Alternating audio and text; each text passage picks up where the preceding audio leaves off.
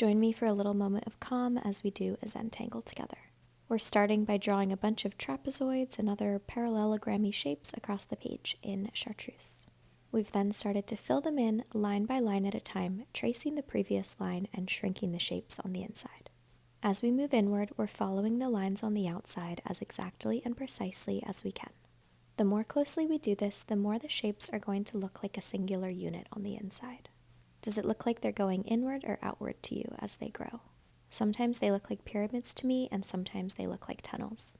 It just depends on the perspective, which is different for everybody, and that's okay. I don't think there's a right or wrong in this situation.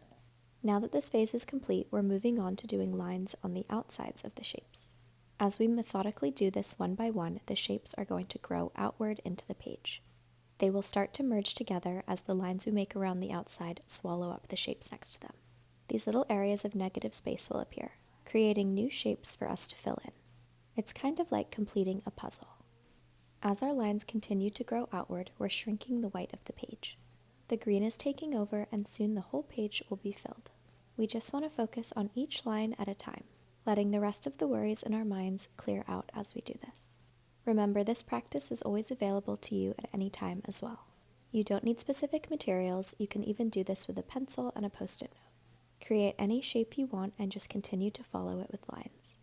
It's a wonderful way to remain calm and regulate your nervous system. And if you just prefer watching, please subscribe. I have hour-long versions of these to get lost in. Hopefully they bring you a sense of calm. Stay safe out there, sending lots of love.